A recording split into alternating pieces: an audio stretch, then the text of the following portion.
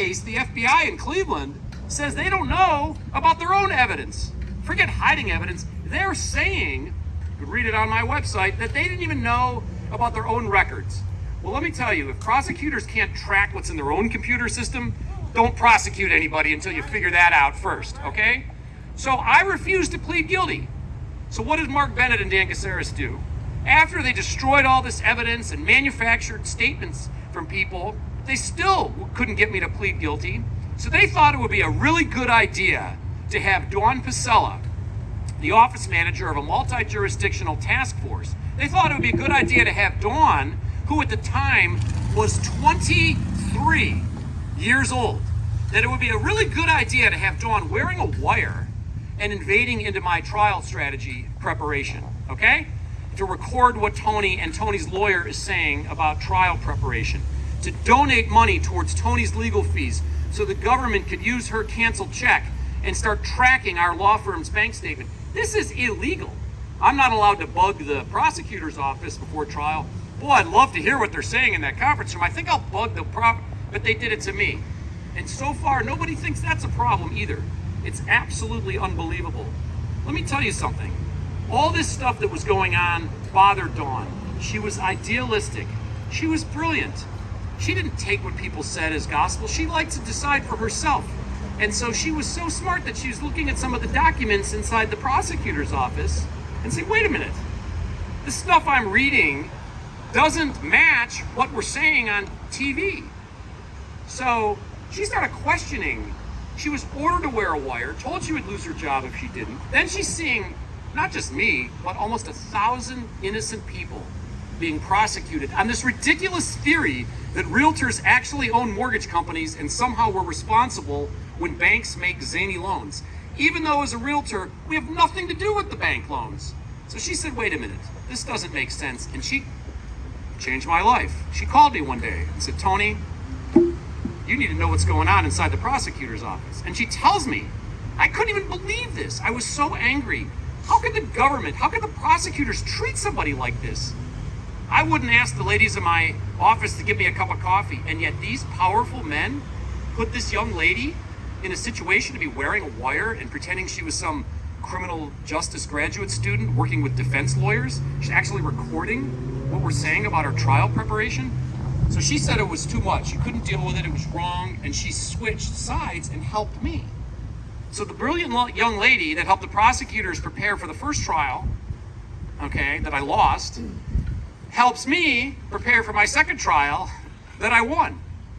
And the brilliance of Dawn it is clear in how we prepared for the second trial. She said, Tony, I don't like to be told what to think. Show me the facts, I'll make my own decision. And she said, we're gonna tell the jurors the same thing. We're gonna prove innocence. Forget reasonable doubt, maybe he's guilty, maybe not. We can actually establish innocence with documents. So all of a sudden, we possess documents that the government thought they destroyed or didn't exist. So during the second trial, where I was imprisoned, and I'm doing this trial, after Dawn helped me prepare, the government figures out, wait a minute, how does this guy have all this evidence that we said didn't exist? FBI interviews, documents from banks that they signed off on all these loans that I supposedly tricked them into making, the fact that I never got any money from companies I don't own. So they started threatening Dawn, and they went to Ed and Karen's house too, threaten them. That's what we do. That's what prosecutors do. We threaten people, okay? Not seeking the truth, threatening. So Dawn was a threat to them because she didn't want to be a part of misconduct and innocent people going to jail. So she planned on testifying. I know she did because she gave me questions to ask her. I know she was planning on coming to court. She's found dead in her apartment, and right from the beginning, this was suspicious. Right from the beginning. How many cell phones were found in Dawn's apartment? She lived alone. 1? No. 2? No. 3. 3 cell phones, okay?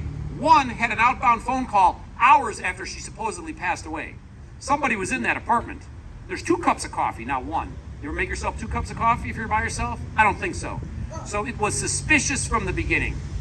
This 0.59 alcohol content, okay? The heat cranked up in the apartment to accelerate rigor mortis. And Parma and Dan Caceres, they got like a direct line, okay? Because Dawn's found dead and Dan Caceres knows about it instantly and tells the judge the next day that Dawn's found dead. They haul me into court. The judge is white as a ghost. The court reporter's in tears. Dan Caceres doesn't seem to be too upset about any of this. She's dead, let's just move on.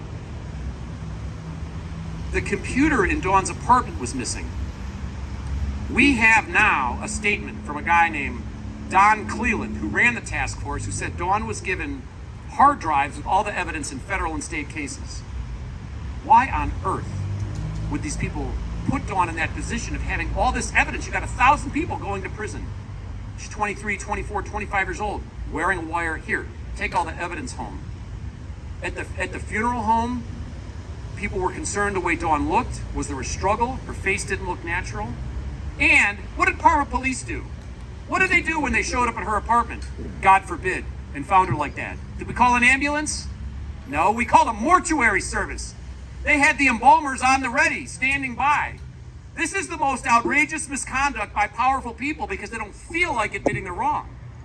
So I've had just about enough of this, and let me tell you, for a long time this was a lonely struggle, okay? Now I see all these folks out there, and I'm grateful to all the journalists and podcasters and people who are concerned about this coming forward and covering this. We are so fortunate to have Yale Law School. Yale, it's a miracle. And I was in jail for 10 years. You dream that maybe one day an attorney would help, okay? Yale Law School took part of this case about the evidence and the misconduct with Dawn. We had oral arguments a couple of months ago. Now, finally, judges are asking, what happened to Dawn? Okay, where are these tapes that she made?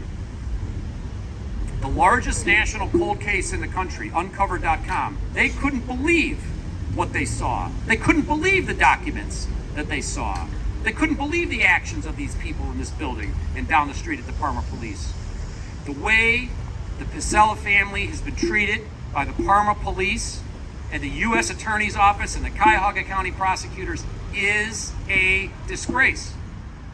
Outrageous. They've been lied to, told this case was going to be investigated. Why are we paying for a rally and lawyers and investigators? This is what the government's supposed to do. This is what a medical examiner's office is for. We got time to write traffic tickets. These guys spend more time writing a traffic ticket than investigating what happened here. So this is heartbreaking to talk about my friend who helped me. Dawn didn't even know many of the people that were being prosecuted. She thought there was something wrong, and she tried to do the right thing. And she was brilliant and talented and fun to spend time with. My friends adored her. We loved seeing her. We miss her greatly. What do I want to do? I want to do two things. I want to honor her memory by as best as I can, following up and getting these cases re-examined, particularly where the prosecutor was having an affair with the witness, and particularly where people were told to lie or their children be put in foster care, number one. And number two, we want accountability. Okay? Mark Bennett, Dan Caceres, and others, you think it's a good idea to have this, put this lady into my case, have her wearing a wire, treat her like this? I don't think so. It's illegal, it's wrong, it's immoral, it can't continue. We don't want any more Dawn Picellas or any more Ed and Karen Picellas that have suffered this unimaginable tragedy because of the arrogance of people that don't want to admit they're wrong. That is not what law enforcement is supposed to be doing. So we hope to change America and change this corruption and this nonsense that's gone on. It makes no sense for police and prosecutors to act like this. They ask for the public's help. They want people to respect them. This is not the way to go about it, I can tell you that. Last thought, before I introduce Ed, Dawn's dad, people ask, Tony, how could we help?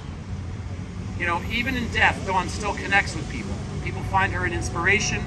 They want to know what she was like, what did she say, what was she thinking? And people say, how can I help? Let me tell you how you can help. You can join the Dawn Facebook page. You can go to Uncovered.com and read about Dawn's case, and you can follow it. If you know anybody who might have any information, people remember Dawn, okay? She was gorgeous. She was very, very interesting person to talk to. Maybe somebody heard something. Maybe somebody saw something. Maybe somebody knows something about what happened in the prosecutor's office, lived in her apartment building in Parma. So if anyone has any ideas, thoughts, suggestions, information, leads, we appreciate it. We have professional attorneys that will help. We have private investigators that can take statements. We have a petition on change.org. 5,000 people have signed this petition already. It's amazing. To hold these people accountable for what they did to Dawn. And we appreciate people's interest and help in following the case. Politicians go where the votes are, okay?